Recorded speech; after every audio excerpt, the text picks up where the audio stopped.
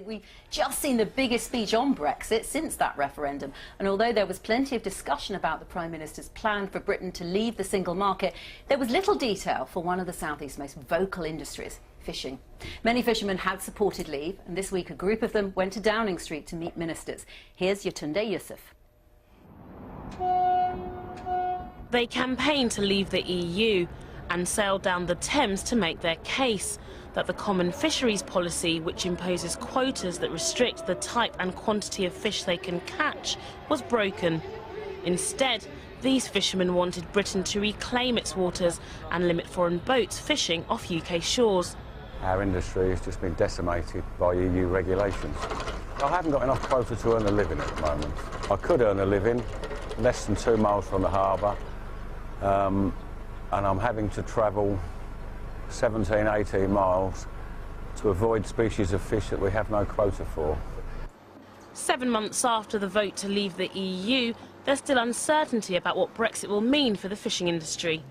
If the UK opts for the Great Repeal Bill to absorb EU rules into British law, the fisheries policy would still exist for the time being, while Brexit negotiations take place. But the campaign group Fishing for Leave are calling for fishing to be exempt from any repeal bill.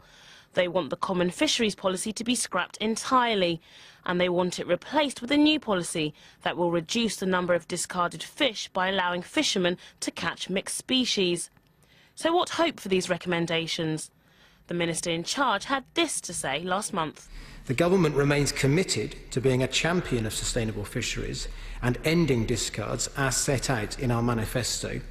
And we are also committed to the continued cooperation with other countries over the management of shared stocks. Fishing for Leave will publish its full demands in the next few weeks, but with so much else as yet unclear about what Brexit will look like, how many of them will be realised?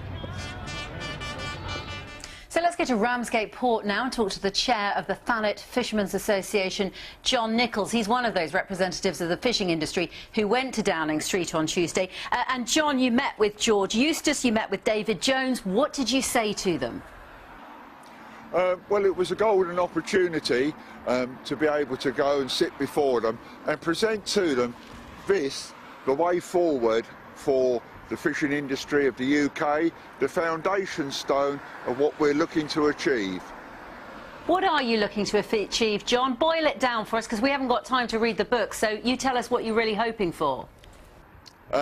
Well, I think the first thing is we must remove ourselves 100% from the common fisheries policy, which has been a failed policy from the day it was implemented by Europe. We need to get away from that and then work out where we're going with this document and find a proper way forward. One of the most important things is to stop discarding. When the country voted to leave the EU, did you assume that Brexit would set fishermen free? I suppose it's a belief that we would hope it would set fishermen free, but at the same time you have to realise that in the past we've been traded off. Edward Heath traded us off for better things in Europe for themselves, and we don't want to be traded off again. So yes, I firmly believe that we can achieve a proper Brexit through fisheries and have our resources back to the UK. John, when you went to talk to George Eustace and David Jones, what did they say to you? Were you encouraged that they were listening to you?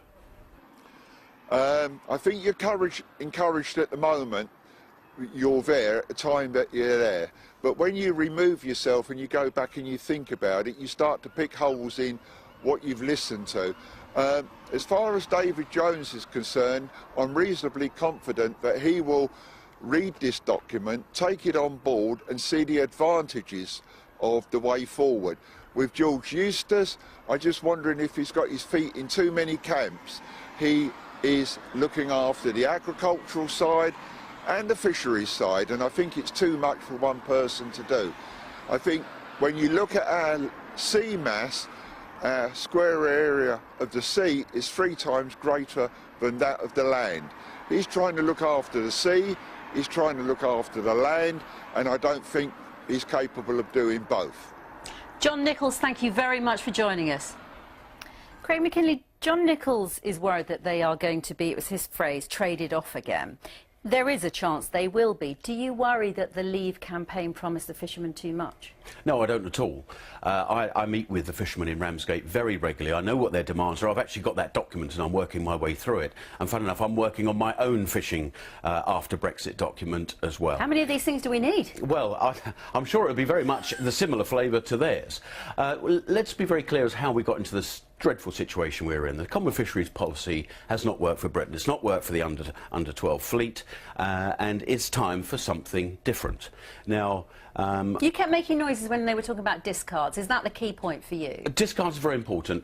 I know John and his crowd have actually put a new policy forward where they manage their own stocks, and I think this is very workable, particularly for the inshore fleet, which is massively, you know, it's sustainable. It's very environmentally friendly. It's not huge volume of these factory ships. Now, you're saying there's not a risk that if we end the discard policy, where you have to land anything that you've caught that you know you don't have a quota for, you have to bring it in, but you can't then sell it. It goes into landfill or whatever.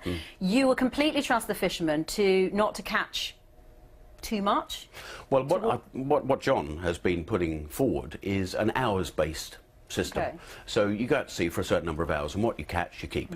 That seems to be infinitely sensible. It has been a moral outrage for all these years that we've been discarding perfectly good fish because it just happens to be the wrong species at the wrong time of year. So I'm fully supportive of what they're saying, but we were sort of hoodwinked into the common fisheries policy, and I see a lot of value for what they're saying, that we should take this outside of the Great Repeal Bill and have it as a separate thing that is negotiated now. Peter Chaney, what are the fishermen in Hastings saying? I think they are hoping that Brexit will kind of deliver more quota for them, but I'm not convinced it will, and as much as I think the problem with the system is that too much of the quota, the national quota, is going to the big producer organisations and the big factory ships rather than the under 10 metre fleet. I mean, over 90% of the fleet is under 10 metres. Over 90% of the quota goes to the big factory ships. I mean, it simply isn't fair. One of the other big issues here, of course, is that we enjoy at the moment the opportunity to sell, I believe it's 66% of our fish is sold to the European Union. Now, if we want to continue to have that access, they are going to ask us to play by the same rules as them. Do we want the access, or do we want to ditch the rules? We can't have both, surely. Well, why not? If you look, we are actually because they won't agree. We are actually net importers of fish. Funnily enough, we actually export 66% of what we catch here. They're the species that they rather like in continental markets. But overall, we're net fish importers, which is quite remarkable for a country that's surrounded by sea. That's because of what our tastes are, though, isn't it? So well, we need to change people's tastes when they go to the fish and chip shop. Maybe they need to be ordering. But it comes down to why can't we just have a free trade agreement, which is exactly what Theresa May outlined this week. In virtually everything, we are net importers from the EU. We have a trade deficit with 22 out of the 27 countries. Why would they want to be upsetting what is a great market for them? Because if they have to stick to the rules and we don't, it's not fair. Well, there will be rules that will be agreed, just as we have rules between us and Norway, us and Iceland. Remember the Cod Wars in the early 70s. Perfectly acceptable to have two countries according to international law on fishing. It happens everywhere else in the world. It just happens that the EU has done something really strange that doesn't work for anybody. Peter Chaney, just a quick thought. I mean, John Nichols was saying George Eustace has got to concentrate on agriculture. He's got so much to concentrate on. Is the South East fishing fleet in the end too small to be able to cut through when you know that you've got the City of London, agriculture, pharmaceuticals, all asking to be at the top of the pile for negotiations? I mean, it's small, but I don't think it's too small. It is an important local industry, and the size of it in Hastings, although there are only about 20 boats fishing off the beach, is incredibly important from all sorts of other industries, and tourism in particular. People come to Hastings because that was there. If we didn't have the fishing fleet, although there aren't that many people actually fishing, it would be enormously damaging to the other industries in the town. Okay, I'm going to talk about something else.